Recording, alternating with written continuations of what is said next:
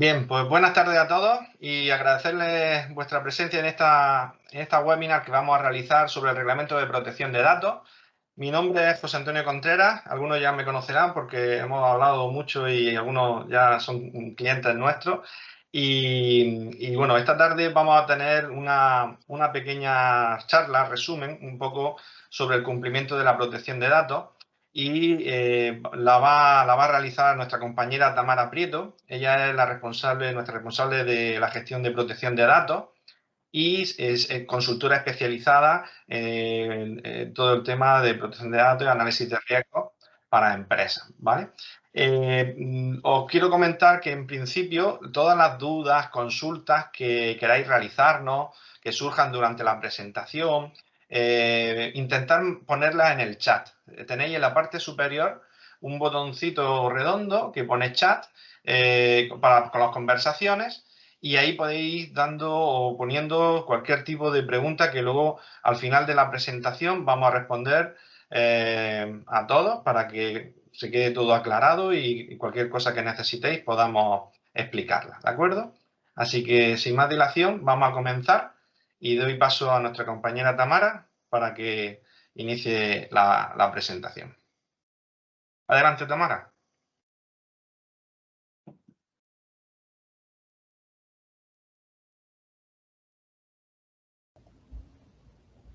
¿Sí, Tamara?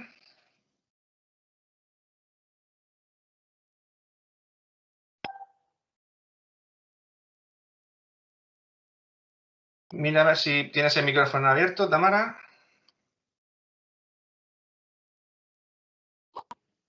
Vale, ¿ahora se escucha mejor? Ahora se escucha, perfecto. Venga, estupendo. Muy bien. Bueno, pues buenas tardes a todos. Como ha comentado el compañero, vamos a hacer un resumen sobre los aspectos principales de la protección de datos. Es decir, yo cuando tengo una empresa y tengo que revisar la normativa sobre protección de datos, ¿en qué tengo que hacer hincapié? De toda esa marabunda de documentación, ¿qué es lo que yo me tengo que fijar? Vamos a intentar ser lo más prácticos posible y que cada uno, respecto al tipo de empresa que tenga, sea fácil la transposición de la información que vamos a dar a su propia actividad. Bueno, pues empezamos, básicamente un poco, la primera parte la voy a hacer yo y luego al final hay una parte relacionada más con el tema informático y el entorno online, las necesidades que tiene que tener una página web, por ejemplo, para que cumpla también con la protección de datos, y entonces toda esa parte de brechas de seguridad la va a dar José Antonio. Bien, vamos a ver, a día de hoy existen dos normativas, por lo tanto, en protección de datos, normalmente y comúnmente la gente hace alusión a la Ley Orgánica de Protección de Datos o la protección de datos en general. Y no nos damos cuenta que ahora mismo están conjugando dos normativas. Por una parte tenemos el Reglamento General de Protección de Datos, ¿vale?, que es el primero que se creó y en el que se basa toda la estructura jurídica de la protección de datos. Y luego, posteriormente, lógicamente, el reglamento europeo tiene un ámbito y un carácter europeo, y luego es cuando se incorporó la ley estatal, que es la Ley Orgánica 3/2018. ¿Qué es lo que hace la ley estatal? Bueno, pues la ley estatal lo que hace es, en algunos puntos en los cuales el reglamento deja un campo abierto para que cada país miembro de la Unión Europea decida qué medidas específicas se toman al respecto, pues entonces ahí es donde tiene cabida y más peso la ley orgánica, ¿vale? Pero siempre la base va a ser de todo el reglamento. Simplemente que la ley orgánica va a hacer especificaciones sobre aquellos aspectos amplios que da el reglamento. Bueno, básicamente el tema de lo de las infracciones y sanciones es una cosa que, bueno, estamos hartos de escucharla, pero es necesario y tenemos que ser conscientes un poco del cambio que ha habido respecto al reglamento. Fijaros, a día de hoy las multas pueden ser hasta 20 millones de euros o el 4% del volumen de negocios. Es algo bastante significativo. Es decir, que el volumen de sanción, de la cuota de la sanción, ha aumentado considerablemente respecto a la ley antigua. Se divide, antes teníamos dos gamas a la hora de las sanciones. Sanciones por infracciones leves, moderadas o graves, ¿no? Entonces, ahora mismo lo que hay es dos grandes grupos, las moderadas y las graves. Las moderadas son hasta 10 millones de euros o el 2% del volumen de negocio, y luego ya las graves son hasta el 4% del volumen de negocio respecto al año anterior o 20 millones de euros, ¿vale? Esos son los dos grandes grupos. Fijaros qué interesante aquí. Existen dos formas de que una empresa le inspeccione. Uno, a través de reclamación o a través de propia iniciativa de la agencia. Si os dais cuenta, solamente hay 19 que fueron iniciativas propias de la agencia española. 19 casos en los cuales el año pasado, 2020, fueron ejecutadas directamente individual por la agencia. Sin embargo, hubo 222 iniciativas basadas en reclamaciones de la ciudadanía. ¿Esto qué implica? Pues implica realmente que sí es verdad que nosotros, cuando hablamos con las empresas, nos dicen, pues es que aquí no hay inspecciones. A ver, hay menos inspecciones, muchas menos inspecciones que existen en otras áreas, ¿vale? Como pueden ser en sanidad o en seguridad social, etcétera. Pero el peligro no es que no venga alguien de la agencia y decida ir a un polígono por ahí retirado y acudir a nuestra empresa. No. El problema es que un cliente, que un proveedor o que un trabajador descontento, que quiera hacernos daño, decida poner una reclamación y una denuncia ante la agencia. Ahí es donde está el problema. Por eso realmente el volumen de inspecciones es mucho mayor a lo que nosotros nos creemos. Y va a depender de la suerte que tengamos, de que nos encontremos a alguien que nos quiera hacer la puñeta o no. Entonces, esa es la diferencia. Entonces, lo que quiero venir a referir con esto es que porque no escuchemos de que hay excesivas inspecciones por parte de la agencia, implica que no hay. No, hay muchas. Porque la base principal y lo que fomenta principalmente la agencia española es que sea el propio individuo, la propia ciudadanía el que denuncie. Porque de esta manera vamos a triplicar el número de inspecciones y, por tanto, el número de sanciones. Porque una vez que te denuncian y que se abre un proceso de investigación, pues claro, tienes que tenerlo todo perfecto, porque ante cualquier minudencia, pues ya se puede salir una pequeña multa, ¿vale? Fijaros, en el cuadrito de abajo pone que en el 2019 hubo 112 multas. Sin embargo, en el 2020 ya hubo 167, un 49% más. Y con respecto al importe de la sanción, en el 2019 hubo 6 millones de euros y, sin embargo, en el 2020 llevamos por 8 millones de euros recaudados. Porque una de las cosas, yo lo he dicho muchas veces, pero bueno, lo vuelvo a repetir porque como es algo curioso, que la Agencia Española de Protección de Datos no recibe dinero directamente una partida presupuestaria del Estado, sino que se autofinancia con las sanciones que pone. Entonces, esto es un factor bastante importante a tener en cuenta porque de su supervivencia y la buena gestión de los recursos va a depender también de las sanciones que se pongan.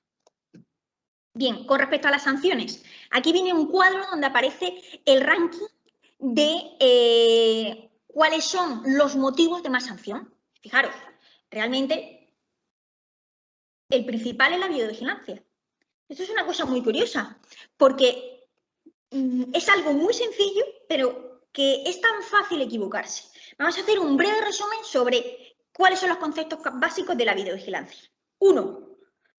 Tenemos que informar. Vamos a tener que poner un cartel informativo, ¿vale?, para nuestros clientes y nuestros proveedores y también nuestros trabajadores, en los cuales informemos de que en estas instalaciones hay unas cámaras de videovigilancia y podrán ser grabados. Punto número 1. Punto número 2. En nuestro documento de seguridad, que es el típico archivador de protección de datos, tendrá que haber un apartado en el cual se especifique número de cámaras, si graban a la zona exterior o interior, quién tiene acceso a esa información, cada cuánto se hace el borrado de esas imágenes, dónde se guarda, etcétera, ¿no? Una serie de información técnica sobre el contenido de esas imágenes. 3. Los carteles. Esos carteles que he dicho antes tienen que ser los correctos. Hay muchísimos carteles, tú vas a una ferretería y compras un cartel de vigilancia, pero ¿es el correcto que te dice la agencia? Pues no. Hay unos carteles que son específicos, que vienen en la propia página de la Agencia Española de Protección de Datos, que el típico amarillo de este fosforito. Ese es el oficial. Y viene con unos cuadritos abajo, concretamente con 3 cuadritos abajo que hay que rellenar. Y además hay que rellenar correctamente. No con poner el cartel y dejarlo en blanco es suficiente. No. Ese cartel tiene que generar una información y nosotros estamos en la obligación de proporcionar esa información. Luego, esos carteles, ¿dónde hay que ponerlos? Hay que ponerlos en los puntos de acceso. ¿Significa que hay que ponerlos debajo de la cámara? No. Significa que hay que ponerlo en cada uno de los puntos de acceso a las instalaciones. Si tenemos una puerta principal y una puerta trasera que es de almacén, por ejemplo, los tendremos que poner en las dos. Y el cartel siempre, siempre previo a la grabación. Se puede poner justo en la puerta un cartel recordatorio, que nunca viene mal, pero el cartel principal, que es el que nos van a evaluar, tiene que estar siempre previo a la grabación. Porque a la persona le tienes que dar la facilidad y la opción de decidir si entro y quiero que me grabe o cojo y me voy. Pero esa información tiene que ser previa. Y lo último, y sobre todo es súper importante, además justamente esta mañana he tenido un cliente que le he estado gestionando un problema gordo que tenía con respecto a las cámaras de videovigilancia, que iba a interponer, el afectado iba a interponer una denuncia. ¿Por qué? Porque esas cámaras no se habían dado cuenta, era una comunidad de propietarios y no se habían dado cuenta que grababan a la vía pública. Parte cogían el portal, pero cogían también parte de la calle. Vamos a ver, no se puede grabar a la vía pública. La ley lo que te dice es que tú puedes grabar a la parte de tu propiedad. Y si no hay posibilidad ninguna, es decir, si es imposible cambiar la ubicación de la cámara y tienes que pillar un poquito de la calzada o de la vía pública, pues se hará. Pero luego tú tendrás que justificar de una manera concienzuda que realmente no había opción ninguna de reubicar la cámara en otro sitio para pillar la parte de la entrada, por ejemplo, que es la más conflictiva, porque luego dentro de las instalaciones no hay problema. O bajando un poco el objetivo de la cámara también apunta hacia abajo y entonces, lógicamente, la imagen se acorta. Pues fijaros, todas estas cosas que al final seguro que la mayoría sois conscientes de cuáles son la normativa, se nos pasan por alto, porque muchas veces se contrata una empresa externa, instalan las cámaras, nosotros las vemos, sí, tenemos un acceso para verlas, pero no nos damos cuenta. No nos damos cuenta que a lo mejor no está bien reubicada. Y luego también una cosa muy importante, que también forma parte de esta categoría de infracciones. ¿Quién tiene acceso a esas cámaras? Existen negocios, por ejemplo, yo lo he visto en algunos hoteles que tienen la pantalla abierta, tienen una pantalla auxiliar donde aparecen pequeñito las 15 imágenes de cada una de las cámaras. Sí, está mirando hacia la parte del recepcionista, pero en realidad es pública. Es decir, cualquiera, si en un momento dado el recepcionista tiene que entrar dentro a coger cualquier cosa, el que está esperando fuera puede asomarse y ver las imágenes. Entonces, no, las imágenes no pueden estar siempre puestas. Eso no puede ser.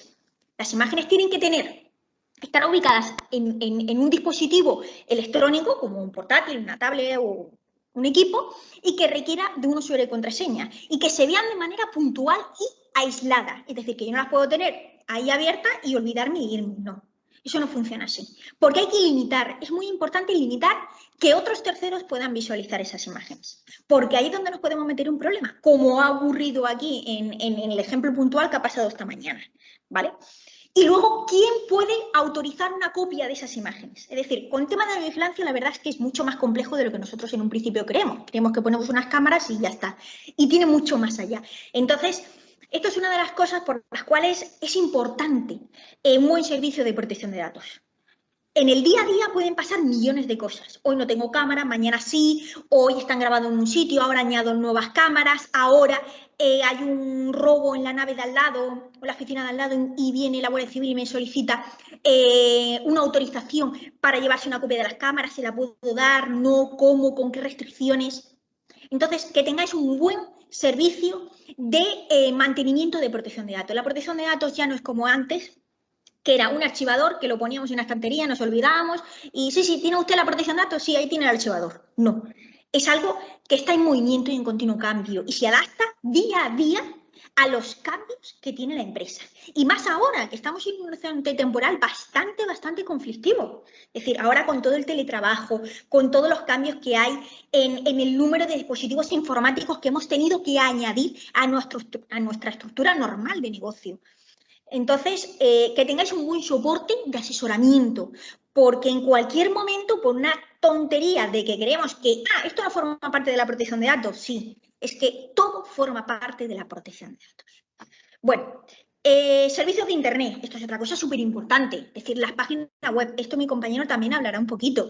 Ahí es catastrófico ver cómo están las páginas web. Pero la página web no solamente a nivel jurídico, bueno, es que tiene que tener una información. No solamente es yo que vendo, dónde lo vendo y lo bien que hago las cosas. Vale, esa es la estructura de marketing, la parte comercial. Pero tiene que tener una parte jurídica. Tiene que tener un aviso legal, tiene que tener una política de privacidad, tiene que tener una política de cookies. Bueno, lo de las cookies, esto es mortal, porque aquí las cookies cada uno hace lo que le da la gana. Y es que en el año 2019 salió una guía que publicó la Agencia Española de Protección de Datos, que es súper importante, en la cual se dice textualmente los requisitos que tiene que tener una página web para el cumplimiento de las cookies. Y que existen cookies necesarias, que esas son obligatorias, y para poder entrar en la página web, pues no se pueden desactivar, pero están cookies de terceros, como son las de marketing, la de análisis de perfiles, la de geolocalización, etc. Todas esas otras cookies tienen que dar la opción al usuario de poder deshabilitarlas, de decidir que no quiero que me geolocalicen, que no quiero que hagan análisis de perfil, que no quiero que luego cuando abandone esa página me salte un anuncio publicitario respecto a la búsqueda que yo he hecho. Todo eso, pues, es una normativa y tenéis que estar bien asesorados y saber que la página web, pues, tiene que también cumplir una serie de textos legales. Administración, luego ya la siguiente, la tercera son administraciones públicas. Bueno, eso no nos vamos a meter porque aquí a día de hoy pues no hay ninguna empresa, todas son empresas, no hay ninguna administración, pero bueno, ellos son para darles de comer aparte. El tema de telecomunicaciones, súper importante. A la hora de hacer, sobre todo, campañas comerciales. Lo vamos a ver también en los constituyentes expresos, que hay un apartado específico, pero todo el tema de marketing ha cambiado sustancialmente. Somos conscientes de que ha cambiado, pero somos reacios a incorporar los protocolos que obligan a ejecutar correctamente ese cambio. Entonces, pues bueno, hay que ponerse también uno en situación de decir, hay que incorporarlo y hay que hacer las cosas bien para evitar, bueno, pues este tipo de multas. Bien, ya sabéis, porque esto ya, el reglamento europeo viene del 2018, por tanto, esto ya es súper ya asumido, que ya no inscribimos ficheros en la Agencia Española de Protección de Datos. Ahora lo que tenemos son tratamientos. Tenemos que hacer unos registros de tratamientos que son unos registros internos que se hace dentro del documento de seguridad que vosotros tengáis, donde se van a desglosar los tipos de datos que maneja la empresa. Va a ser muy parecido a lo que antes eran los ficheros, por tanto, el grupo de datos se va a aparecer, pueden ser clientes, pueden ser proveedores, pueden ser empleados, etcétera, pero se gestiona bajo la categoría de tratamiento de datos de carácter personal. Otros aspectos también muy importantes, y además es que es muy curioso porque se le hace mucho hincapié dentro del reglamento y dentro de la ley orgánica, pero sin embargo también las empresas pues lo dejan de lado, que es el análisis de riesgos. El análisis de riesgos es un apartado obligatorio y necesario dentro de nuestro documento de seguridad, dentro de nuestra buena ejecución de la protección de datos. Tenemos que tenerlo y tenemos que tenerlo bien. Entonces, yo os invito a que los que estáis adaptados reviséis la documentación o le solicitéis a vuestra empresa, si lo tenéis externalizado, oye, enséñame el análisis de riesgo. Oye, explícame en qué consiste el análisis de riesgo que habéis realizado. ¿Vale? Básicamente, el análisis de riesgo es que vamos, para determinar las medidas de seguridad que se van a dictaminar dentro del manual de seguridad y no ponerle a todo el mundo lo mismo, pues tendremos que identificar los riesgos que tiene la empresa. Todos los riesgos. Riesgos de un virus en el ordenador, riesgos de que una persona pueda acceder a información porque tenemos la mesa llena de papeles, por ejemplo. Riesgos a que un trabajador pueda realizar un robo de información. Riesgos, todos los riesgos. Luego los vamos a analizar. Vamos a ver cuáles, de todos esos riesgos, cuáles son significativos y cuáles no son no significativos. Y luego los vamos a evaluar. Para evaluarlos, pues bueno, los tenemos que pasar por una matriz 3×3 y nos darán resultados. Y bajo ese resultado nosotros tendremos que hacer una planificación, que consistirá en que ese riesgo, yo tengo 3 opciones para cada riesgo. 1, aceptarlo. Mira, yo ya he hecho todo lo posible y ya, si pasa algo, está fuera de mi alcance.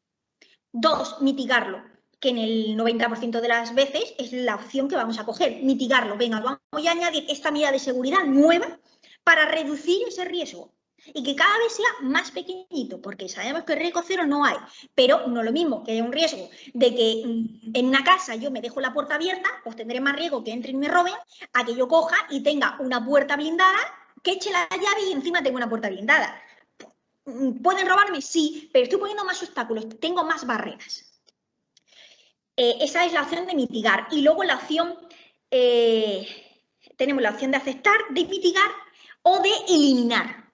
Hay veces que hay riesgos que los podemos eliminar 100%, porque decidimos no usar ese tipo de metodología. Por ejemplo, riesgo a que los trabajadores llevan un pendrive encima y se les rompa, o se les pierda, o se les extravíe. Bueno, pues a ese riesgo o dejan de utilizar ese pendrive que es tan chiquitito y que a veces no sabes dónde lo pones o dónde lo dejas, aunque lo hemos mitigado encriptando los datos. Pero aún así sigue existiendo ese riesgo. Bueno, pues ¿cómo lo eliminaríamos? Ya no usamos pendrive y vamos a crear una intranet, un CMR, el cual con esa información nos subimos a la nube, a nuestra plataforma, y en la intranet podemos volcar toda la información y tener una comunicación con nuestros clientes. Y todos los datos a nivel interno como externo lo tenemos dentro de la plataforma. Entonces, ya no necesitamos el pendrive, porque todos nos conectamos a la plataforma y lo tendríamos ahí. ¿Vale? Ya lo hemos eliminado. Ese riesgo deja de existir. Bien. Consentimientos. Esto lo he dicho antes cuando estaba mencionando el tema de las campañas de publicidad, ¿no? Que también es otro de los aspectos súper importantes en los cuales hay muchísimas sanciones. Tenemos que recabar un consentimiento. Bueno, todas las empresas tienen que recabar un consentimiento expreso a sus clientes. Todas. ¿Y en qué consiste? Pues consiste en informarle que tenemos unos datos suyos de carácter personal y que además le pedimos permiso para en el futuro poder, 1, mandarle información comercial desde cualquier vía de comunicación, ya sea por email, ya sea por teléfono, ya sea por WhatsApp, por el medio que sea. 2, si nos interesa, también le podemos solicitar consentimiento para ceder sus datos a otro tercero, para que hagan campañas complementarias. Esto ocurre, por ejemplo, se usa a menudo en las agencias de viajes, que viene un cliente, solicita una información, pero la agencia no vende ese paquete directamente.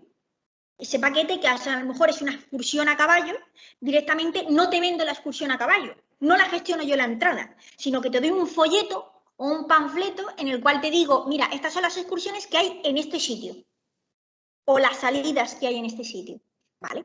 Pero yo he recabado para ese cliente ese consentimiento en el cual puedo ceder sus datos a terceros y yo ya le estoy mandando un mensaje a la empresa de rutas a caballo para que sepa que hay un cliente que va a ir a esa zona y que tiene tiempo libre, que le puede ofertar actividades.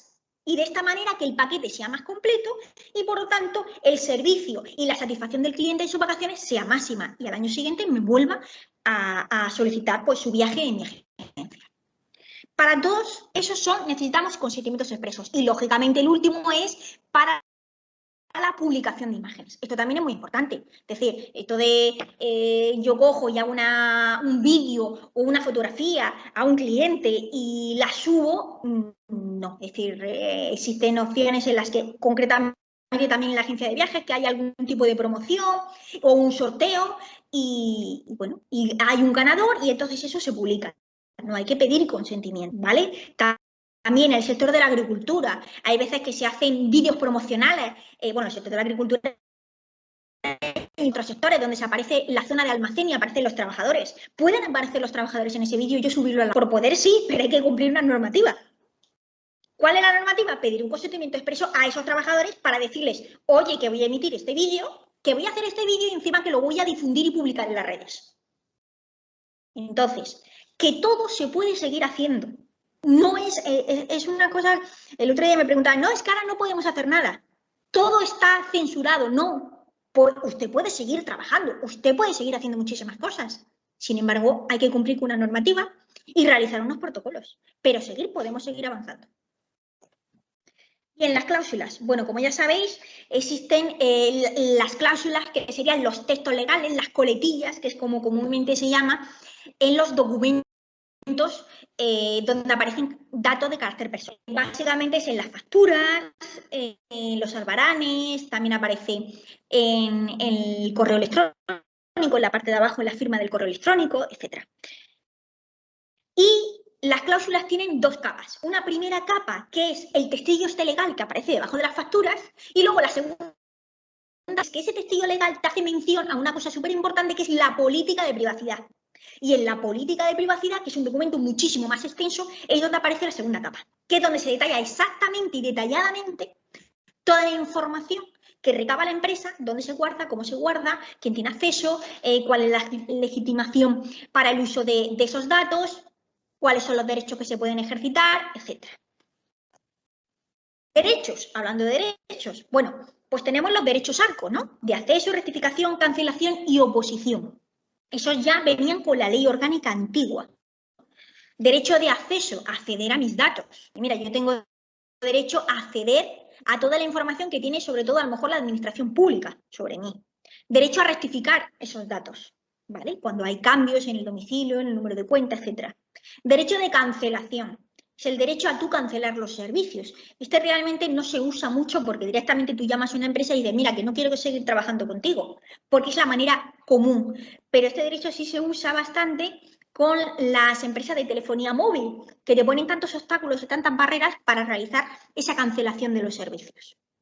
Y pues acudimos a este derecho, ejercitamos este derecho de cancelación y si no nos responden en un plazo de 15 días, pues es denunciable ante la agencia y entonces pues podríamos incluso pedir, aparte de que se ejercitara ese derecho, según la envergadura o las consecuencias de la prórroga de ese servicio, podríamos pedir incluso indemnización.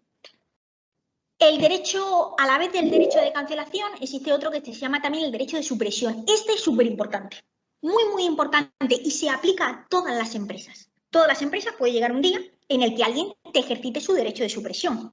¿Qué significa eso? Borra toda la información que tienes de ti. ¿Qué es lo que hacíamos antes? O lo que normalmente se hace. Eliminamos todos los archivos y ya está. No. Implica que esa petición tiene que ser una petición formal. Nosotros cogemos y se tiene que dar al cliente, en este caso, o al usuario, su documento respectivo en el cual ejercita de manera escrita esa petición de que quiere suprimir los datos, identificándose, lógicamente, con su fotocopia de DNI, y luego, a continuación, nosotros damos respuesta a ese ejercicio de derecho. Y a continuación es cuando ejecutamos ese derecho, lo llevamos a la práctica, ¿vale? Y el de oposición es el derecho que se basa en oponerme a que me manden publicidad. Se usa sobre todo para el bombardeo de publicidad por compañías de telefonía móvil o ahora que está muy de moda en las compañías eléctricas que también te llaman cada 2 por 3. Bueno, puedes ejercitar tu derecho de oposición. Y de ahí un poco la publicidad tan grande que desde la propia agencia se está dando también en la lista Robinson, ¿vale? Que os invito a que os podáis inscribir porque es una manera de inscribiéndoos en esa lista Robinson, pues vais a conseguir que citando la empresa en la cual no queréis que os vuelvan a molestar, pues ya no van a volver a llamar. Vosotros os apuntáis en la lista Robinson y decís que no queréis que vuelva a llamar Yastel o quien sea, cualquier empresa, y entonces, pues en caso de que os llamen, pues se ejecutaría la lista Robinson y les denunciarían y sancionarían. Otro derecho también muy importante, el de portabilidad.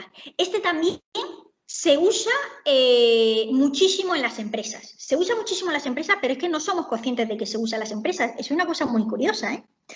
Porque, ¿qué es el derecho de portabilidad? ¿Qué es portar? Portar es trasladar algo de un punto A a un punto B. pero ese algo son datos de carácter personal. Entonces, nosotros no tenemos la potestad de enviar, ¿no? Como ponemos un correo electrónico y envío una factura. Vale, puedes enviar tu factura, pero tú no puedes enviar información de otro tercero. Eso es una cosa que tenemos que empezar a hacer un lavado un poco de cerebro en el sentido de que cuáles son mis datos y cuáles son los datos de otros terceros y hasta qué punto yo puedo hacer transferencia de información o no. Mirad, un ejemplo muy típico que yo se lo pongo a todos los clientes es ¿cuándo ejercitamos un derecho de portabilidad? Pues en el momento en el cual yo cojo y por comodidad, le digo a mi proveedor, oye, mira, en vez de mandarme a mí las facturas, que es un follón, que la verdad es que luego yo las pierdo, mándaselas directamente a mi asesor. Ahora que estamos en periodo de impuestos, ¿vale? Que hay que hacer el trimestre. Mándaselas directamente a mi asesor. Vale. Este proveedor le manda directamente al asesor la factura que le emite a Ruano, por ejemplo. ¿Qué pasa? Pues pasa que si, por ejemplo, en un momento dado, sí, le ha dado ese consentimiento verbal, pero es como si no se lo diera. Imagínate que el correo electrónico está mal y lo ha apuntado de manera incorrecta. Entonces está mandando las facturas de ese cliente a otro tercero que no es ni asesoría ni nada. O dos, lo que ocurre también mucho es que el cliente cambia de asesoría y no avisa al proveedor. Entonces le siguen mandando, lo digo porque es que me ha pasado, de tener que llamar todos los trimestres a clientes y preguntarles, ¿seguís con la misma asesoría para curarme salud? Porque como ya me ha pasado alguna vez de coger y seguir mandando al antiguo asesor. Entonces, ¿ahí qué ocurre? Que estamos cometiendo una infracción en protección de datos, porque estamos cediendo los datos a otro sin su consentimiento y no es el legítimo el que estaba autorizado para ello. Entonces, con nuestro ejercicio de derecho de portabilidad bien detallado y bien escrito, en ningún momento nos puede el afectado, el dueño de los datos, reclamar a nosotros nada. Y luego, lógicamente, nosotros tenemos que tener un poco la prudencia de comprobar que esos datos siempre van a estar actualizados. Y por último, bueno, el derecho del olvido, que es el derecho del olvido consiste principalmente en hacer un borrado de toda la información que hay de mí en un entorno online, ¿vale? Es muy importante. Realmente no se utiliza así en exceso, pero bueno, si tuviera gran información en Internet, pues podría solicitar ese borrado. Garantía de derechos digitales. Pues el reglamento europeo hizo mención a los derechos que acabo de explicar, pero la ley orgánica, la estatal, añadió unos derechos digitales. Dijo, vamos a crear unos derechos digitales. ¿Y qué son los derechos digitales? Pues estos 8 que tenéis aquí delante. 1, el derecho a la desconexión digital. Bueno, este derecho ha cogido una fuerza tremenda con el tema del teletrabajo. Es decir, ¿cuándo yo termino de trabajar? En una oficina tú llegas y tienes un horario fijo. Entras a las 9, sales a las 2, luego entras a las 4, sales a las 7. Perfecto, tienes un horario. Fuera de ese horario, al no ser que tengas un servicio de 24 horas y tengas que hacer guardias o alguna cosa de esas, tú terminas tu trabajo. Pero en tu casa o utilizando tus recursos propios, como puede ser a veces en muchas empresas, utilizan los trabajadores para contactar con proveedores o clientes, tienen que utilizar su propio teléfono móvil. ¿En qué momento se produce esa desconexión? ¿En qué momento dejas de responder por WhatsApp a los clientes con dudas o con presupuestos o con ofertas? Vale, pues eso lo regula el derecho de desconexión. Es un derecho que tenemos las personas, todas las personas, a reclamar. El derecho a la intimidad en el ámbito laboral. Bueno, este derecho se basa básicamente en que voy a pasar en esta para que veáis. Fijaros, estos son los derechos de los trabajadores. Luego vuelvo al anterior, ¿vale? Estos son los derechos de los trabajadores. El de desconexión digital, que lo acabamos de decir. El de acceso por la empresa a contenido del trabajador. Esto implica que hay que hacer una línea importante entre lo que es de la empresa, los recursos de la empresa y los recursos del trabajador. Pero los recursos del trabajador, como puede ser su portátil o como puede ser su móvil, no puede haber información de la empresa por más tiempo de 24 o 48 horas. ¿Qué significa? ¿Que yo en mi móvil puedo tener todas las facturas y todas? No. Lo que es documentación como máximo podrá estar 48 horas. Luego tendré que traspasarla a la base de datos de la empresa y borrarla de mi dispositivo móvil.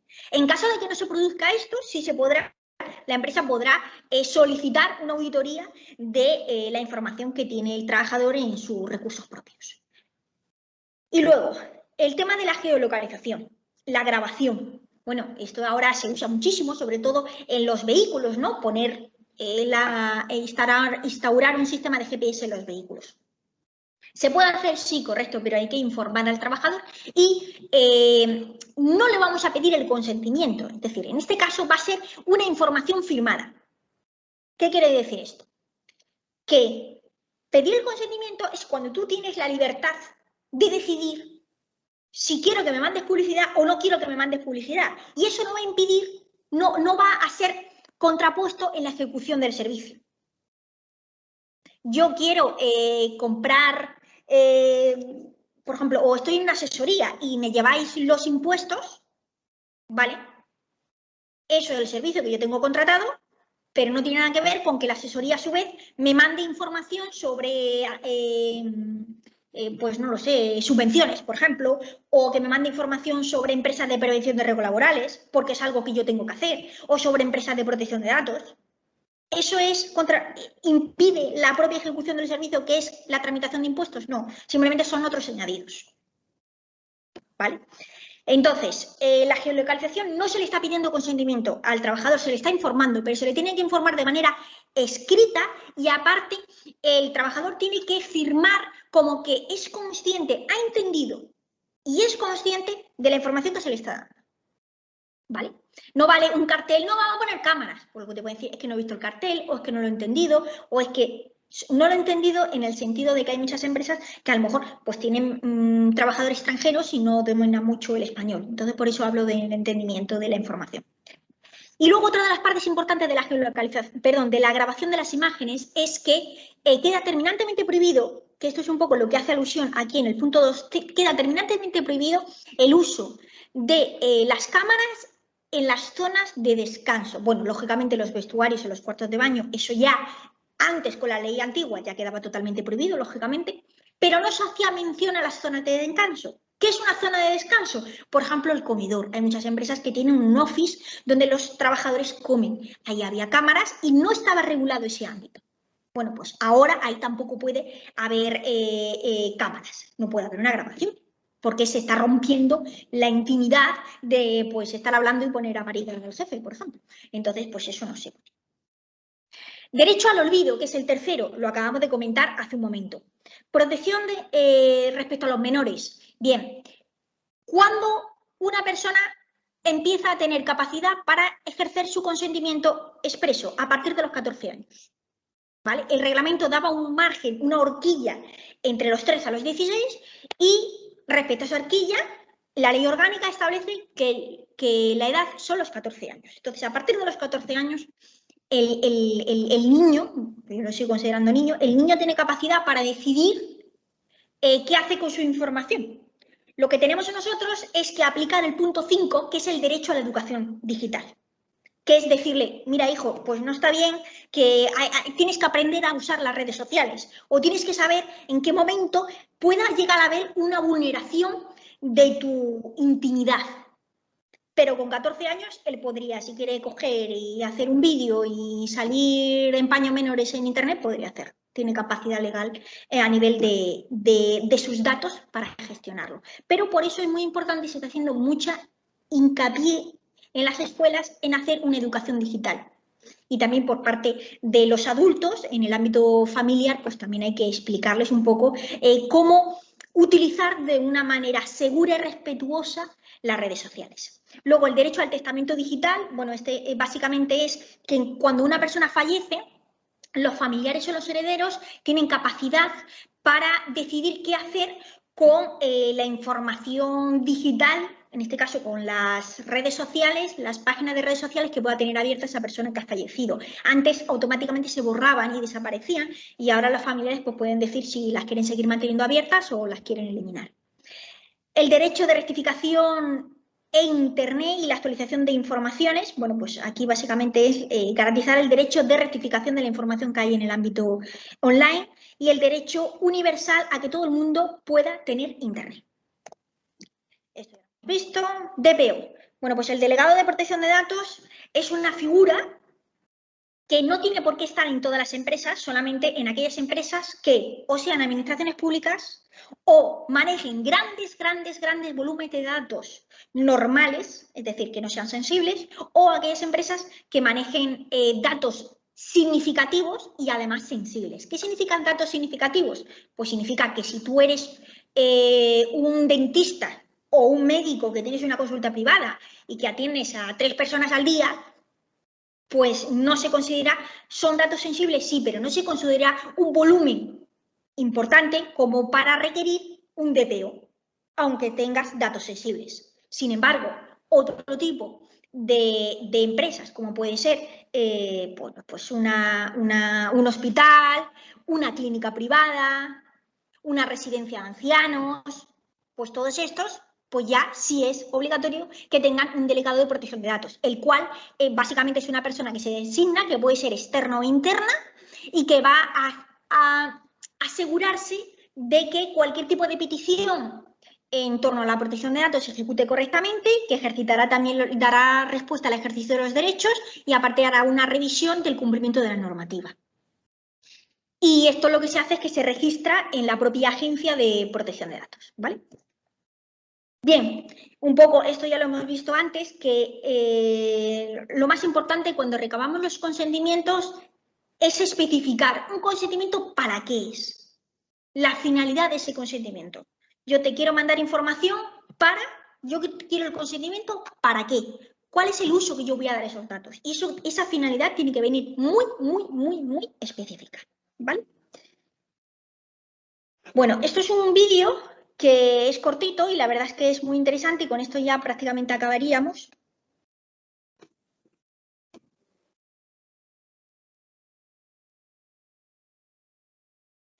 Y que vamos a ponerlo ahora en un momentito.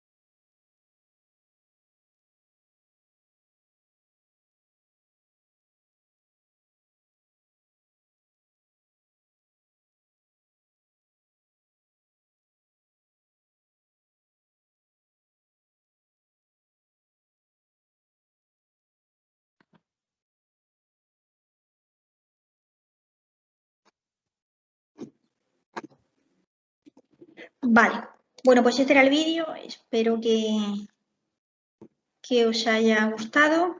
Es bastante...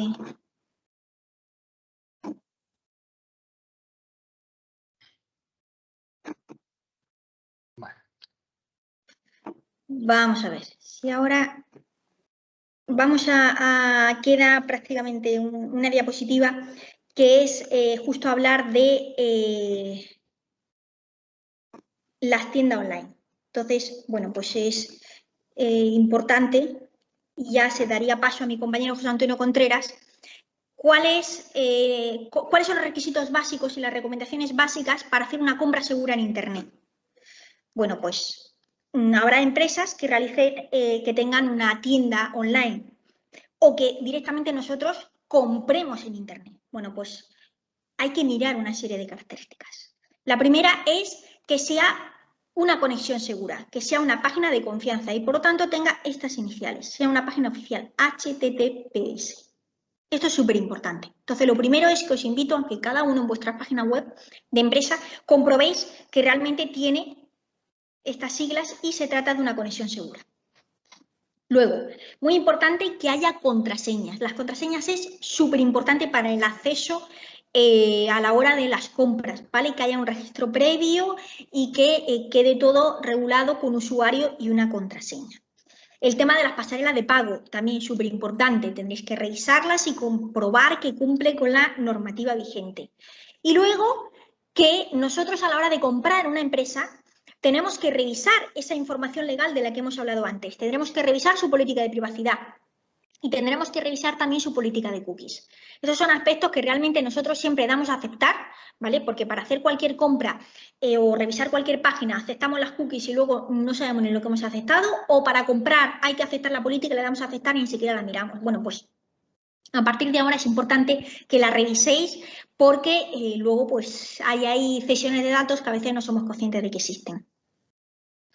Y el resto de cosas, bueno, más o menos ya la hemos visto en los puntos anteriores. Ahora a continuación hablaríamos de las brechas de seguridad, que es un apartado bastante importante dentro de la normativa de protección de datos, y ya le daría paso a mi compañero José Antonio y ya él lo explicaría. Pues muchas gracias por vuestra atención y ahora en las dudas pues volvemos a hablar.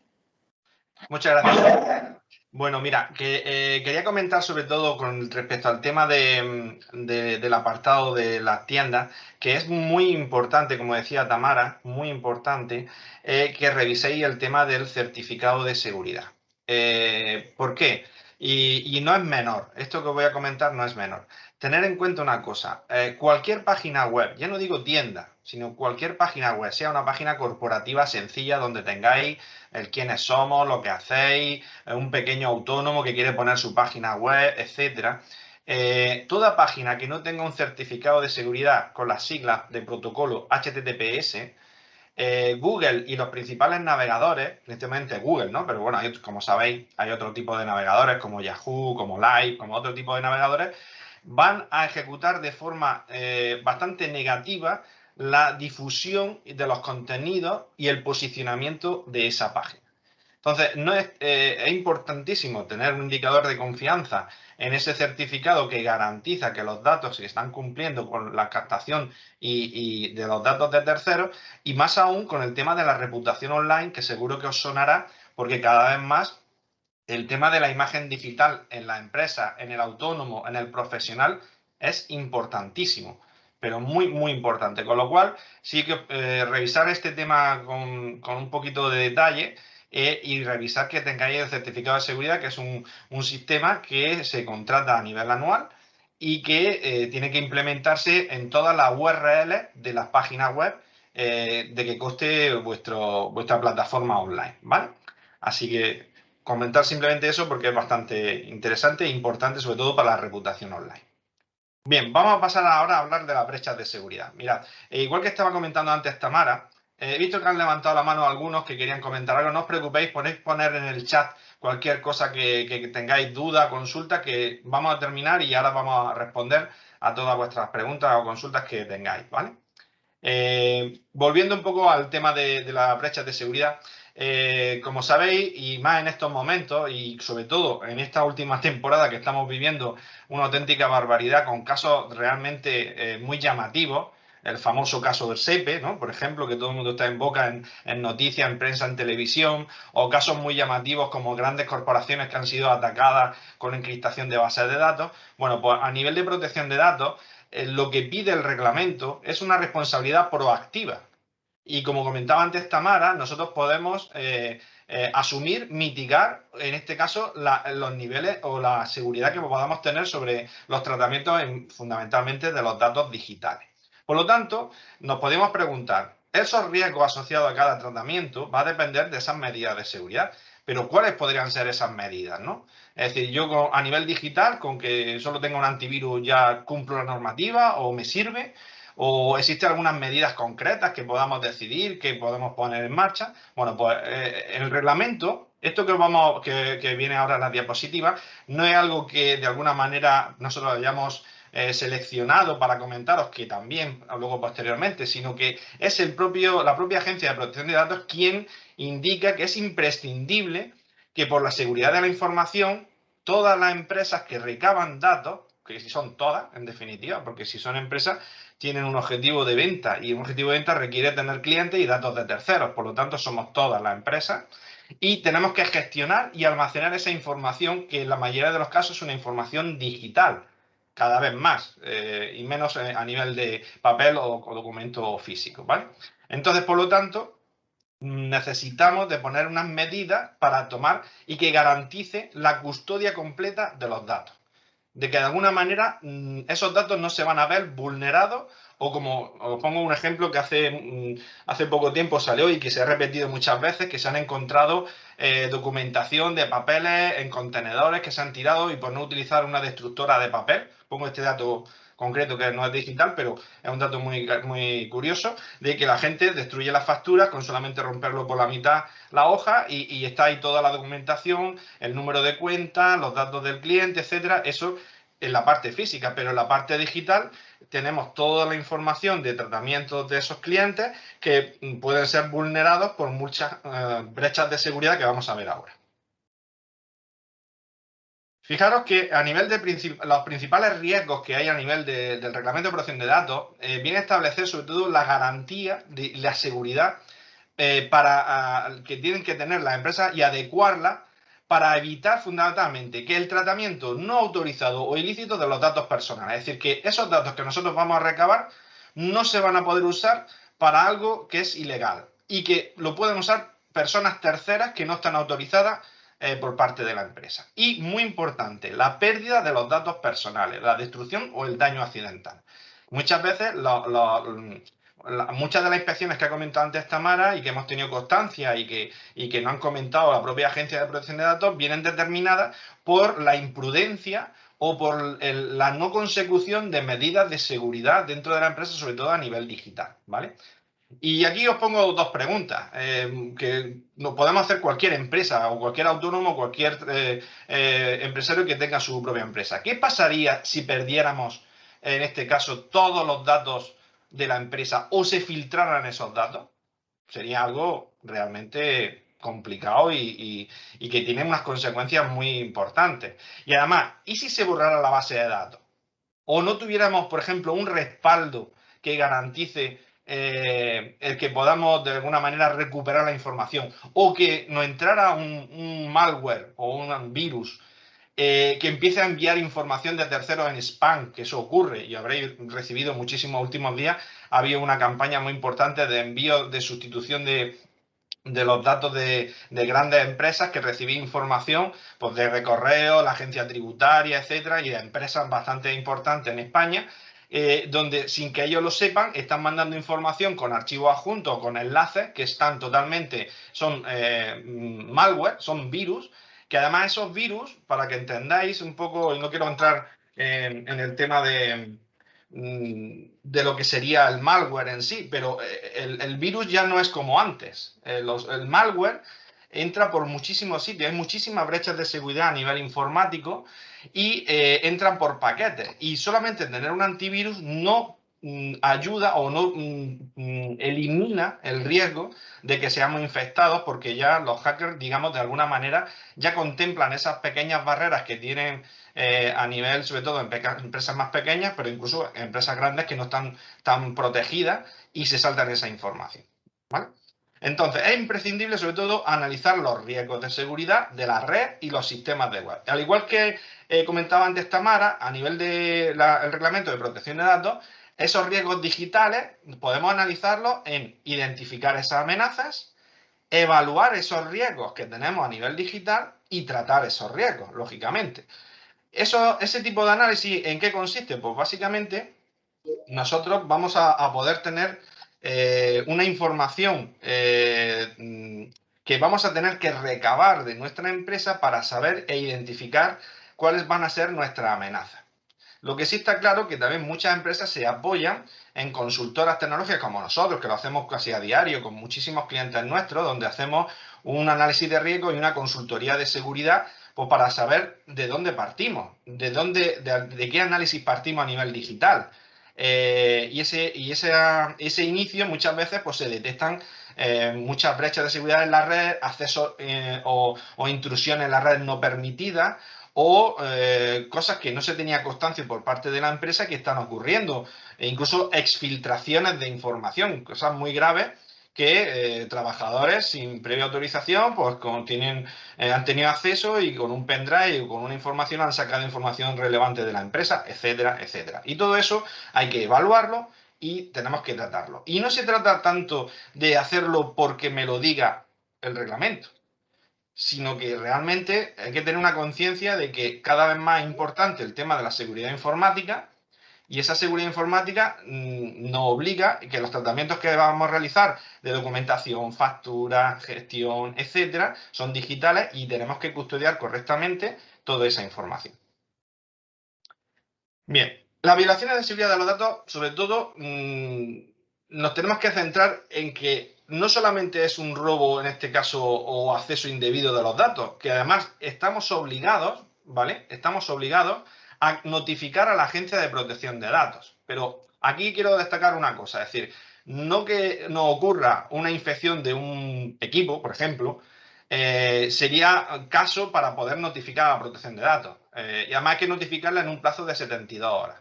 Esas violaciones tienen que tener una característica importantísima, que es que sea irreversible. Es decir, a mí se me rompe, por ejemplo, el servidor donde tengo el programa de gestión y tengo los datos de terceros. No es un virus, pero se me ha roto y no puedo dar acceso a la información que tengo. Eso no es irreversible, se puede recuperar.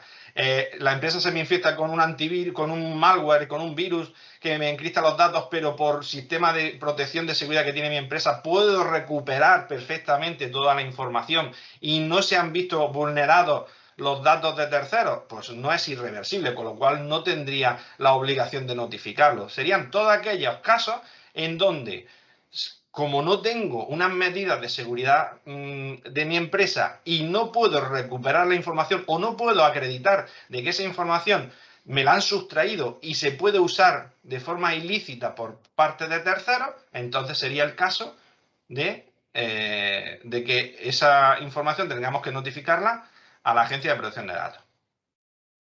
Bien, ¿dónde se notifica? Pues bueno, pues aquí tenéis un enlace donde tenéis en la propia página web de la sede electrónica de la Agencia de Protección de Datos, donde se realizaría esa notificación por medio electrónico para informar a la Agencia de Protección de Datos de que se ha producido una vulneración y un riesgo de exfiltración de información de terceros, que es muy importante notificarla porque en caso de que haya alguna acción legal por parte de terceras personas y que no se haya notificado, pues tiene consecuencias bastante importantes, con lo cual, la medida de lo posible que ocurra eso, lo primero, en el caso de que haya un tema digital, pues poner en contacto inmediatamente con vuestra empresa de servicios de informáticos, con vuestro responsable de mantenimiento de la protección de datos y seguir los pasos adecuados para informar y que quede registrada esa notificación de ese caso concreto de la exfiltración de la información.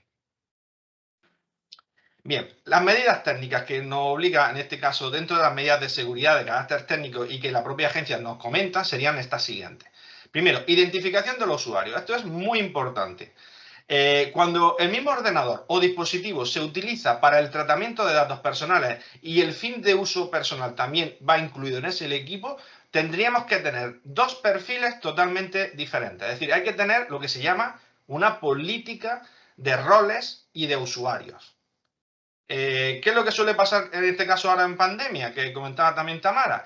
Pues con el tema de la pandemia, pues los trabajadores que han hecho teletrabajo, pues han ido a casa y han usado su portátil personal para poder acceder a la empresa o su equipo de casa para poder trabajar.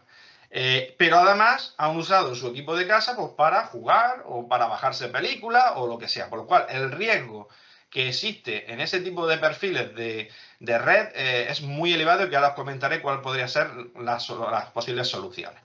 Es importante separar los usuarios personales de los usuarios profesionales y que ese ordenador esté bien custodiado con un sistema de ciberseguridad para que de alguna manera podamos tener acceso a la modificación de los datos cada vez que queramos acceder bien por la parte de usuario y que haya dos perfiles del sistema operativo para que funcionen bien privilegios profesionales o bien privilegios personales.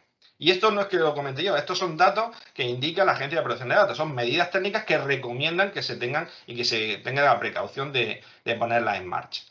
Luego, se garantizará la existencia de contraseñas para el acceso. Ya comentaba antes Tamara lo importante del tema de las contraseñas, sobre todo para que los sistemas electrónicos puedan o no acceder. Al igual que están las contraseñas, están los roles. Es decir, nosotros tenemos que tener una política donde podamos decir que tal empleado o no tal empleado puede acceder a qué o no información. ¿De acuerdo? Es decir, no todos los empleados tienen por qué tener el mismo permiso o el mismo acceso a la información. Habría que hacer una política en este caso de usuario y de contraseña, que normalmente recomiendan que sean al menos que tengan 8 caracteres y que sean alfanuméricos, sean números y que sean letras. Y si además tienen símbolos, mejor, ¿vale? Porque las probabilidades de que esa contraseña pueda ser, digamos, hackeada o pueda ser, digamos, localizada por terceras personas, pues es más complicada, ¿vale? Por lo tanto, es muy importante tener un usuario y una contraseña específica y que sea inequívoca por cada usuario y por cada trabajador que accede a la información de nuestra empresa. Luego, además, se debe de garantizar la confidencialidad de las contraseñas, evitando que queden expuestas a terceros. Pues ya sabemos el típico caso de muchas empresas que ponen una política de roles y de contraseña y tenemos un empleado que en el portátil tiene un POSIT y tiene la contraseña apuntada porque no se acuerda.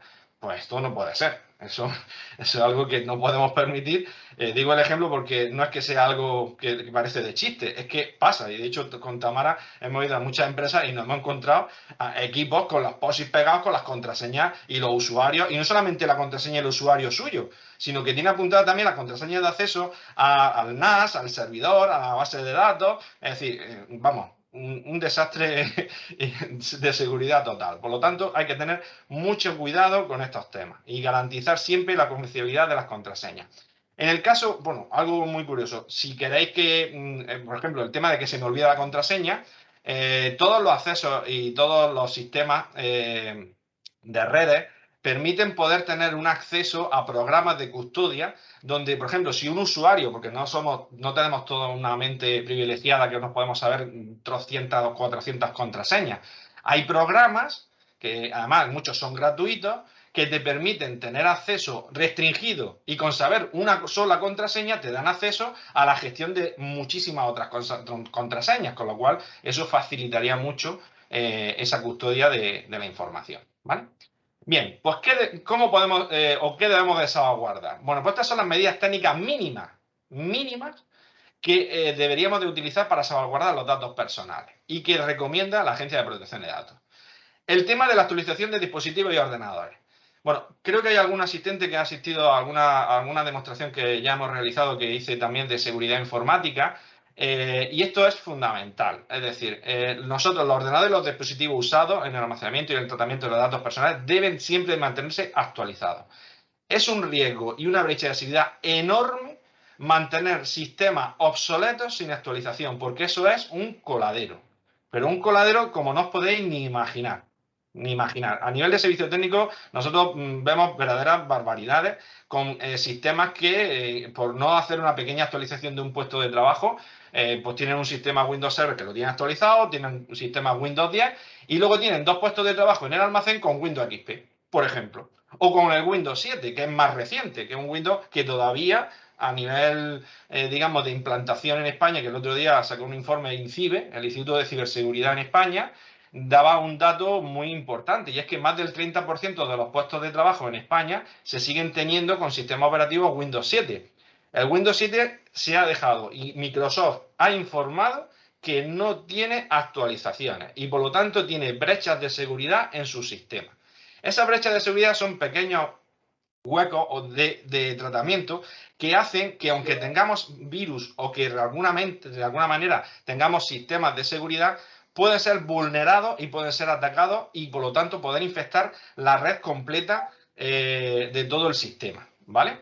Y que tenemos que tener muchísima precaución porque si no vamos a tener una seria complicación a la hora de poder tener situaciones que no son nada deseadas, porque hay virus o malware, como puede ser el famoso ransomware, que os sonará muchísimo, y muchas versiones de este malware, que lo que hace es una encriptación de todos los datos, te quedas sin poder recuperar absolutamente nada, y encima, si las copias de seguridad no se han hecho correctamente, pues tenemos un problema serio de vulnerabilidad de datos, ¿vale? Otro tema muy importante que va acorde con la seguridad informática. Al igual que nosotros vamos a tener un antivirus, que comentábamos, que es como mínimo lo que tenemos que tener para proteger los datos, recomiendan sí o sí disponer de un cortafuegos o de un firewall, ¿vale? Para explicarlo así sencillamente, mirad, si una empresa, imaginaros, pongo un ejemplo. Tenemos una empresa que tiene 10 puestos de trabajo y un servidor. Esos 10 puestos de trabajo acceden con contraseña hacia el servidor. Y en el servidor tenemos funcionando pues, todos los programas de esa empresa. Pues el ERP, la gestión, la contabilidad, facturación. Y los puestos de trabajo también usan un pequeño antivirus que usan para proteger la navegación o el uso local que tiene cada trabajador de ese puesto de trabajo. Bien, pues con esto no es suficiente a nivel de seguridad porque el antivirus no es proactivo. El antivirus, voy a intentar a ver si lo puedo explicar muy sencillo para que lo entendáis. Un antivirus, me da igual la marca, ya sea Panda, Norton, Kaspersky, el Node, el Avast. Bueno, el Avast, lo digo el Avast porque todo el mundo dice, no, es que estoy protegido con un buen antivirus. Tengo el Avast y es gratuito. Y me va muy estupendamente, no tengo ningún problema. Lo que pasa es que cuando nosotros entramos a nivel técnico y vemos esos equipos, claro que ese antivirus es estupendo, no le informa de nada y está totalmente infectado de malware por todos los sitios. Con lo cual, el cortafuegos es una barrera previa a que llegue el malware. Es decir, es como su nombre indica, un cortafuegos. Me va a evitar que llegue el malware al dispositivo o al servidor o a la red. Con lo cual, es muy importante porque muchos antivirus no tienen la capacidad de que una vez que nosotros tenemos un virus o un malware o que un usuario ha abierto un correo electrónico malicioso y ha ejecutado un archivo PDF o una imagen que va infectada, pues el antivirus no te lo frena y pasa a la red. Con lo cual, ahí tenemos un problema muy serio de seguridad. Y el cortafuegos no evita que llegue ese dato. También es muy importante, igual que hablaba antes Tamara con el tema de la educación digital, educar a los trabajadores digitalmente. Es decir, tenemos que tener conciencia de que, aun poniendo los medios y teniendo una seguridad buena en una empresa, el poder, como decía Microsoft y lo dice muchísimos gurús de la informática, el poder lo tenemos en la mano, en el clic, en el ratón. Por lo tanto, si nosotros vemos un mail que está, que tiene síntomas de que tiene un malware y que no es seguro abrirlo y hay un ejecutable y el usuario ejecuta el archivo, y voy más allá, que nos ha pasado con muchas empresas, no solamente ejecuta el archivo, sino que el antivirus sale un SMS emergente que le dice, cuidado, este archivo no se ha verificado y puede que contenga contenido malicioso. Y el usuario sigue insistiendo en abrir el archivo, pues lógicamente el malware pasa y no lo frena un antivirus normal. Sí que lo frena soluciones más avanzadas de EDR o de Adaptive Defense que lógicamente bloquean procesos maliciosos que pueden hacerlo. Pero es muy importante disponer de un cortafuegos que evite esa primera capa que pueda atacar, ¿vale?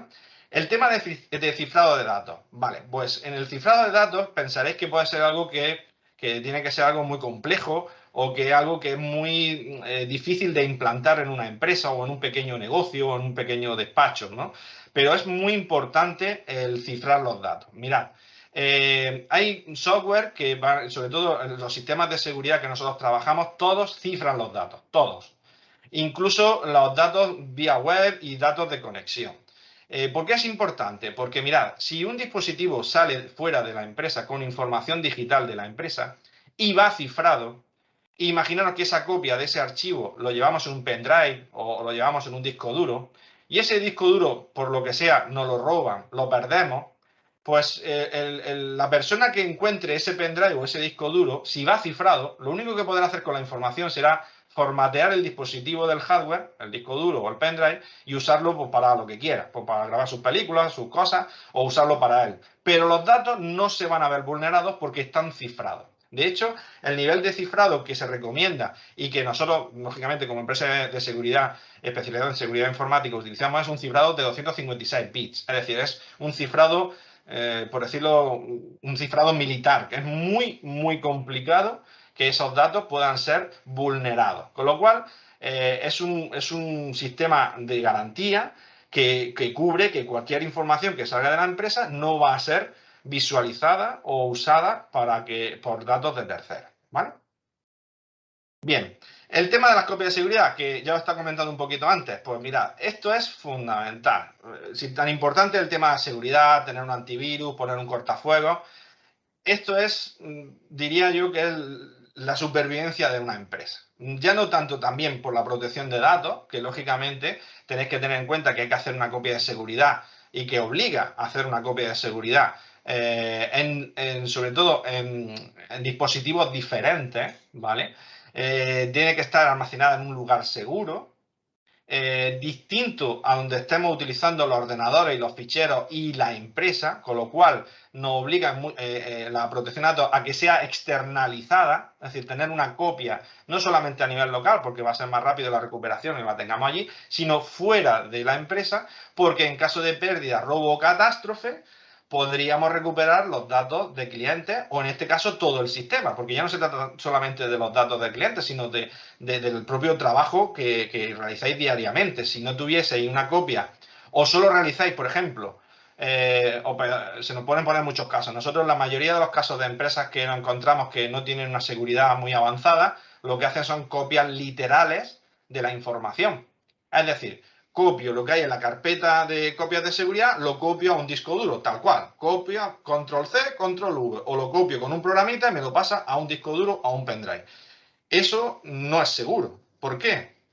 Primero, porque la información que se copia literal no está custodiada y no está encriptada con esa información, con lo cual no estamos cumpliendo la protección de datos. Pero es que además, esa información, cuando nosotros tengamos un ataque por malware y un ataque de los famosos virus que los llamamos ransomware, que son virus de encriptación de datos, nos vamos a encontrar con un grandísimo problema, y es que eso te va a encriptar todo el sistema y además te encripta la copia de seguridad. Como la copia no está cifrada, te cifra la copia de seguridad, por lo tanto has perdido la empresa. Es triste y no ha pasado que hay empresas que sin tener una protección de datos y ya te llaman cuando ya no hay solución. Es decir, cuando ya en muchos casos tienen que incluso pagar para poder recuperar la empresa. Y en muchos casos se paga y no se garantiza que recuperen toda la información o que se vuelvan a volver a infectar, ¿vale? Y bueno, en principio, sobre todo las medidas de seguridad debemos de revisarlas, tiene que ser algo periódico, tenemos que estar encima de los mecanismos que vamos a utilizar de esas copias, hacer copias replicadas que nos informen por correo electrónico de que se están haciendo correctamente y poder supervisarlas con programas o con software adecuado que nos permitan tener la garantía de esa información. Y como os decía antes, el tema de las copias de seguridad y su importancia, pues es la supervivencia de la empresa. Si perdemos los datos, perdemos la empresa. Y ya no es porque me lo obligue la protección de datos, sino que verdaderamente esto es un tema básico, principal, crítico de cualquier negocio. Porque si pierdes la factura, pierdes la base de datos y pierdes todo, pues ni puedes presentar impuestos, ni puedes ejecutar tu factura, ni puedes ejecutar nada de tu empresa, ¿vale? Bien, vamos a ver ahora el tema de las medidas para el teletrabajo. Mira, aquí os he resumido en 15 puntos un poco cuáles podrían ser las medidas que deberíamos de utilizar para que poder controlar correctamente el teletrabajo de un trabajador en una empresa. Bien. La primera, pues controlar qué personas ajenas a la empresa no puedan acceder. Tenemos que controlar que por usuario y contraseña no cualquier persona pueda acceder. Esa información, además, tiene que estar almacenada en dispositivos externos que deberán estar cifrados, siempre con la información que dispongamos y que usemos fuera de la empresa. Es decir, que si nos llevamos información digital a casa, esa información tiene que estar custodiada con su encriptación, con sus datos, para que nadie pueda verla.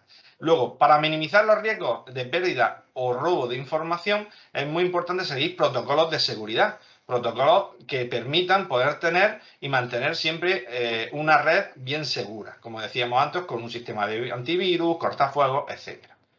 La cuarta, por supuesto, es mantener siempre un sistema de copias de seguridad actualizadas e intentar que los trabajadores o intentar tener un sistema donde los datos no estén dispersos, sino que estén centralizados.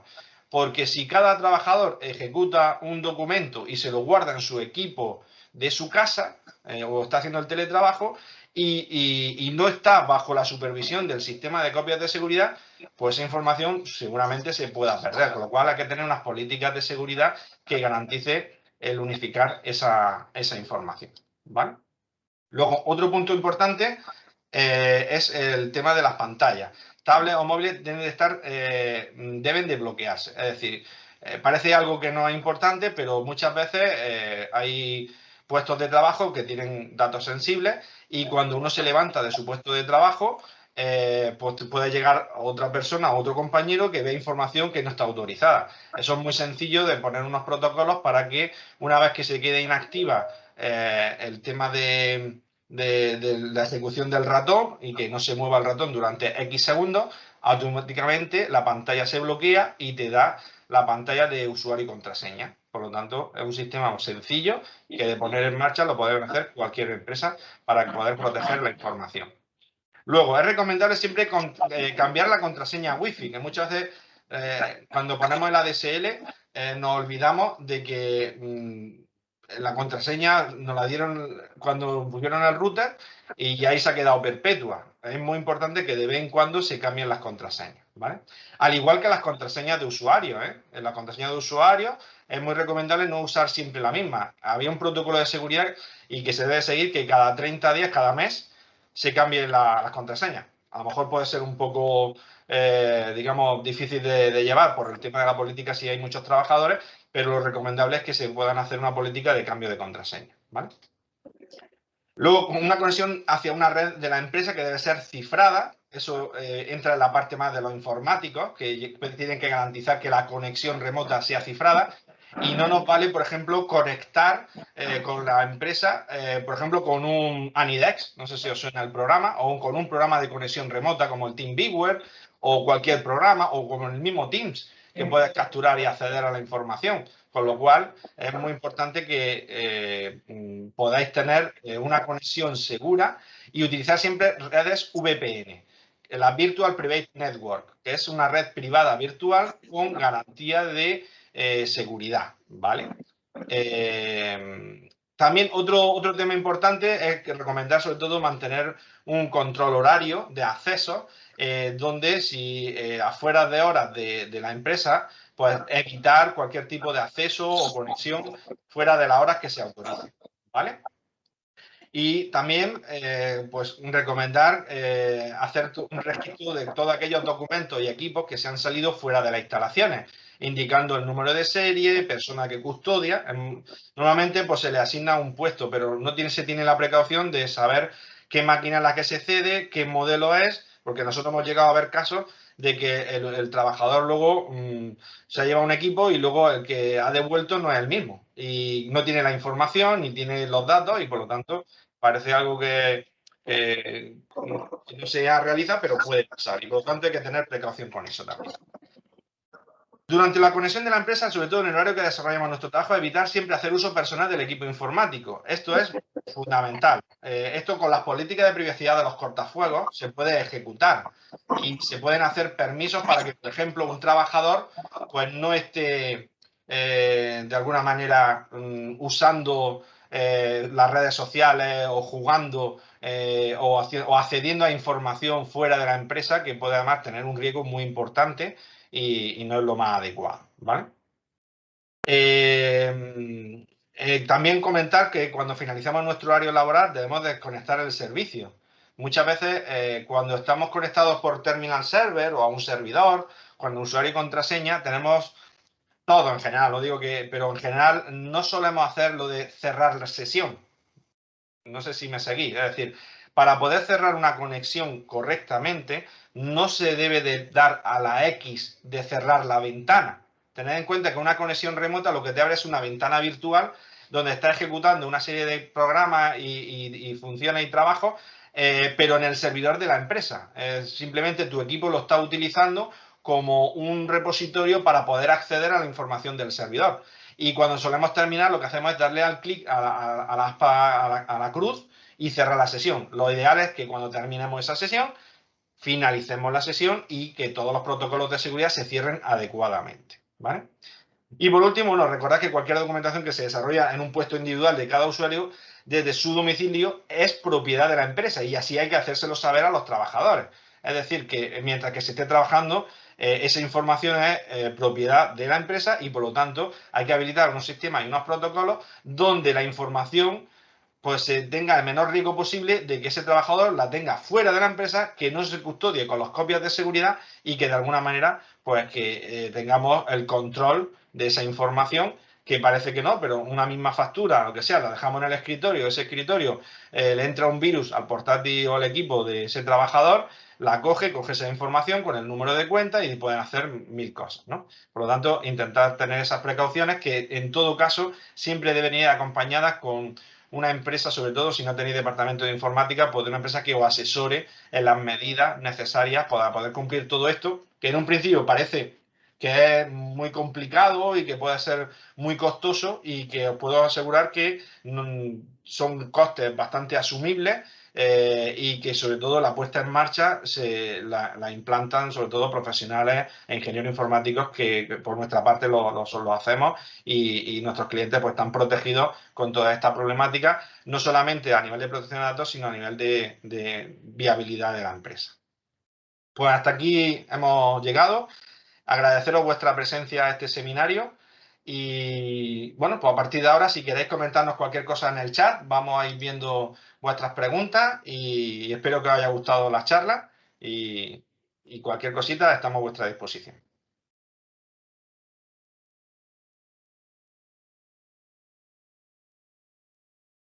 Vale, hay una pregunta que comenta un compañero que dice que si nos pueden decir algún gestor de contraseña gratuito. Bien, pues bueno, sí, te puedo decir que hay un gestor que usamos nosotros bastante, que va muy bien y que es gratuito. Se llama KeePass. El KeePass. Os lo voy a poner en el chat para que lo podáis buscar en internet y lo podáis usar.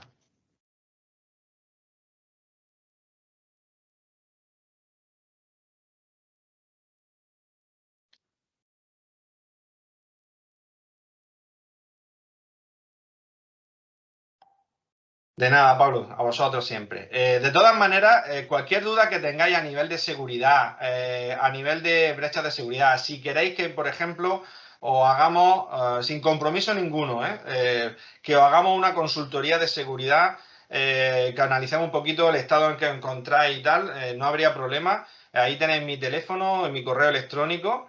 Podéis enviarme un mail o llamarme y os ayudamos en todo lo posible para que primero sepamos en las situaciones en las que podáis encontrar y segundo, pues que de alguna manera podamos daros las herramientas y los medios necesarios para poder custodiar correctamente los datos y lo más importante para mi gusto y que muchas veces pues los clientes son los que más nos agradecen es dormir tranquilo. El dormir tranquilo, eso no está pagado. Es decir, que tenga un sistema que te garantiza un cortafuegos, un sistema de copias seguro, donde ante caída del sistema, de hecho nosotros tenemos sistemas que os puedo garantizar que permiten dormir tranquilo. De hecho, tenemos casos de éxito porque siempre los ataques informáticos nadie está expuesto a que no les pase.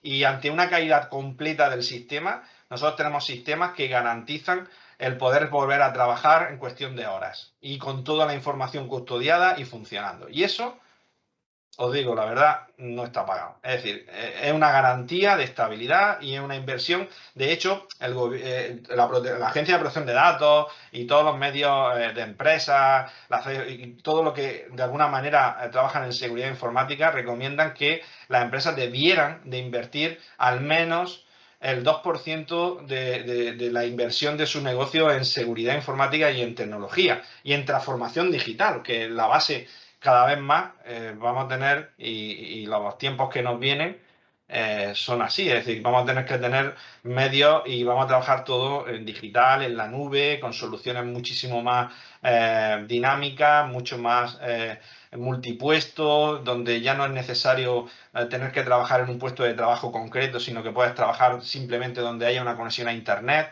Es decir, ese tipo de soluciones, tener en cuenta que vienen para quedarse, que cada vez más, de hecho, toda la ayuda y subvenciones, también os digo que ahora con el tema del gobierno, nosotros a nivel de Ruano Informática nos hemos homologado en planes de ayuda para poder disponer de soluciones de transformación digital con el plan Acelera Pyme, donde estamos homologados con soluciones muy potentes, tanto de tiendas online automatizadas, páginas web, soluciones cloud, programas de gestión en la nube, es decir, y con un trabajo donde realmente el puesto de trabajo es totalmente virtual y con garantías de que todo el tema de seguridad informática y el reglamento de protección de datos se cumple 100%.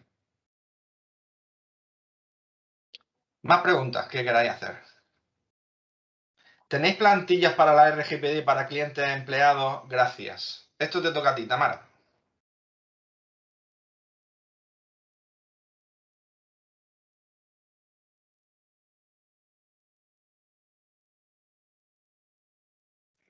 Vale, ahora sí. Es que antes he intentado, he hecho yo un comentario y no sé, creo que no se ha escuchado. Ahora sí, ¿no? Ahora sí te escuchamos, Tamara. Vale. A ver, ¿puedes repetir Sí, la la pregunta? pregunta nos comenta María Ángeles si tenemos plantillas para el reglamento de protección de datos para clientes y empleados. Pero, ¿plantillas en qué sentido? Es decir, a los trabajadores, pues hay que entregarles una serie de documentación, como es el código de buenas prácticas, y cuando se le entrega el código de buenas prácticas, nosotros, como la consultora, le damos un registro para que aparezca que se le entrega esa documentación. Hacemos también los contratos de confidencialidad, en los cuales, una vez que se recaban los datos de la empresa, vamos, de los trabajadores, se recaba esa información y entonces se le entrega a los trabajadores para que firmen ese contrato de confidencialidad.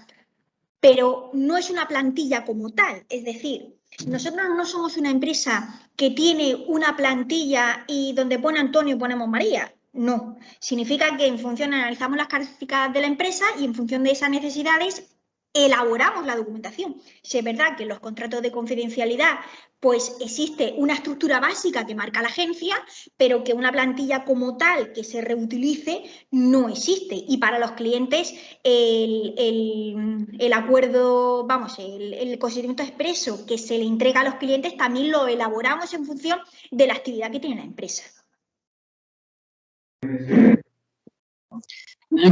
Perdona, no sé si se me oye. ¿Se me oye? Sí, se te oye. Sí, es que estoy intentando enviar una pregunta, pero no me deja. Lo estoy haciendo Pues desde... coméntala si quieres a micrófono abierto, no hay ningún problema. Mientras que no solo vemos hablando, sin problema. Vale, gracias.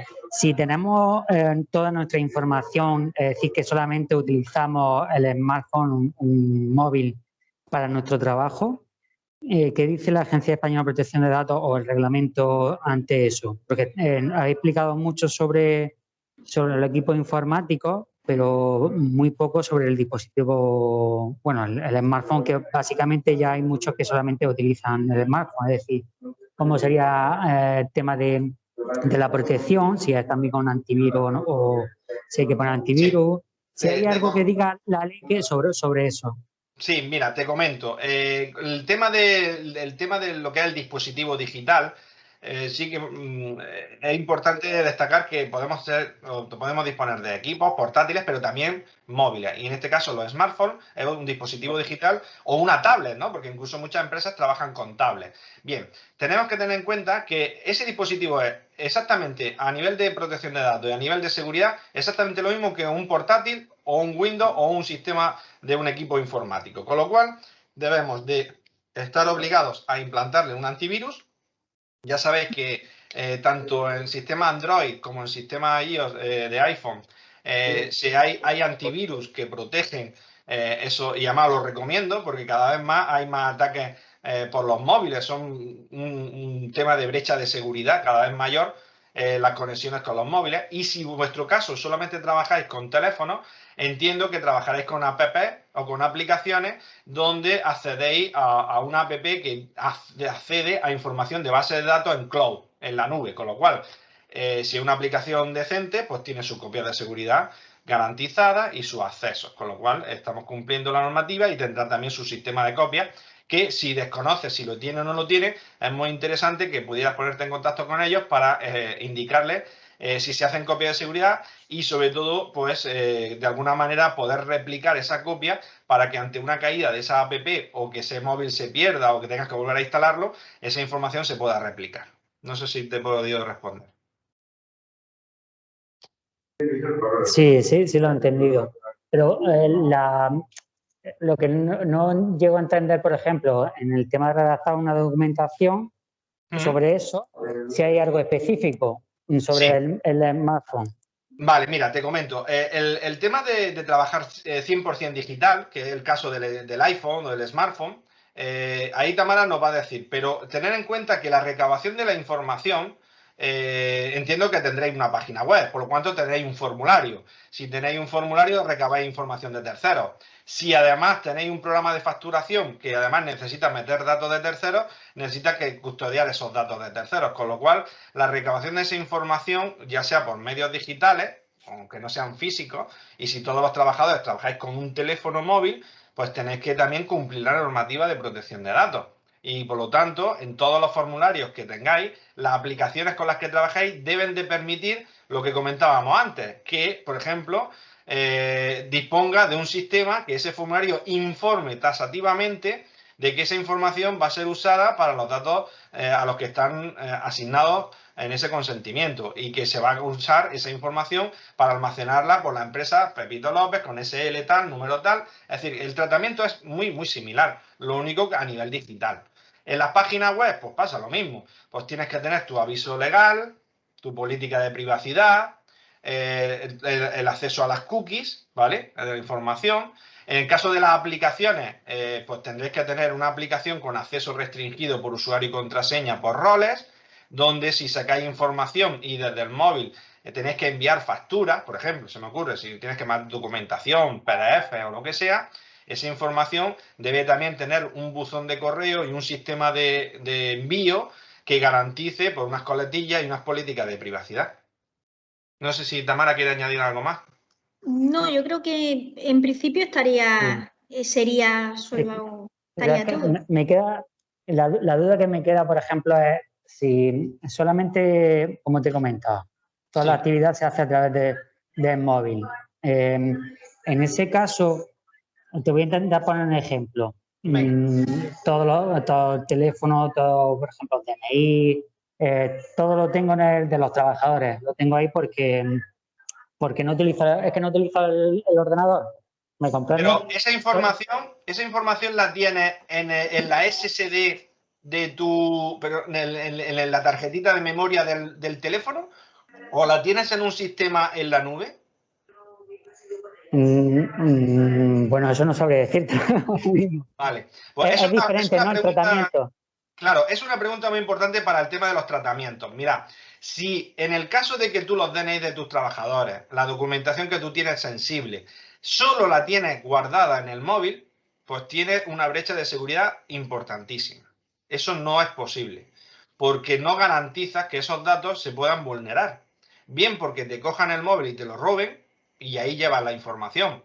Y segundo, porque no está encriptada y la vulneración de los datos puede el móvil ser hackeado, que en muchos casos es muy fácil de hackear un móvil, porque desde el mismo momento que te conectas con una wifi de estas gratuitas o tienes cualquier problema, un antivirus de estos gratuitos de un móvil no te vale. Tienes que tener un sistema como nosotros tenemos, de un sistema que se llama Identity Defense, un sistema que te controla la posibilidad de detección de malware. Es decir, no solamente una firma de un virus, sino que detecte cosas raras que esté pasando en tu móvil y que te las bloquee. Con lo cual, yo te recomendaría que compruebes si los datos que tú custodias son datos que los tienes en tu móvil o, por su defecto, tiene un sistema donde hay una carpeta que realmente es un acceso directo, donde tú metes la información y eso va a la nube, que está bien protegido, con sus copias de seguridad, etcétera, etcétera.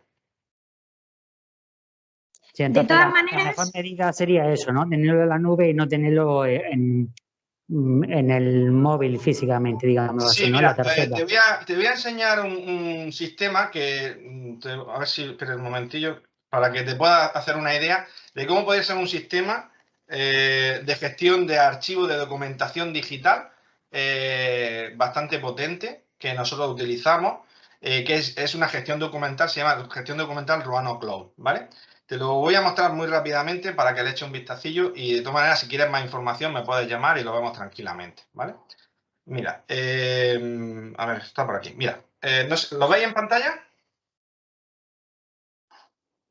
Sí. De mi pantalla, ¿no? Vale, bueno, pues este sistema es una plataforma que está enfocada para aquellas empresas que lo mueven todo en digital, o despachos o abogados que utilizan muchísima información de cara a los clientes. Y quiero enseñar este ejemplo. Mira, este sistema, que veis aquí un esquema de cómo trabaja, ya sean portátiles, o sean teléfonos, sea lo que sea, lo que hace es que toda la información está subida a la nube. Podemos tenerla también con una copia local, porque de hecho permite hacer una copia hacia un NAS o hacia un sistema de discos duros, y lo que hace es un sistema de carpetas virtuales donde tú generas unos permisos, donde, por ejemplo, en tu caso es Cecilio, ¿no? ¿Cómo te llamas?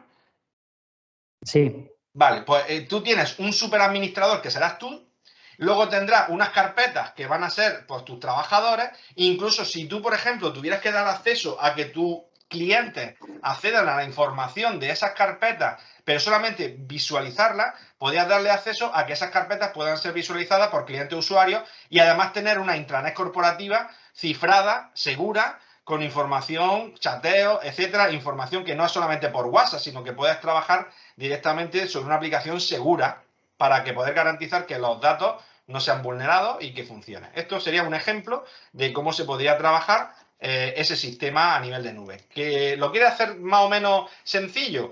Pues yo te recomendaría que tuvieses un sistema de copias de seguridad de los datos de un sistema cloud en la nube que te permita tener una serie de carpetas y que todo ataquéis a esa nube con la información, porque desde luego tenerla en el móvil no es nada seguro.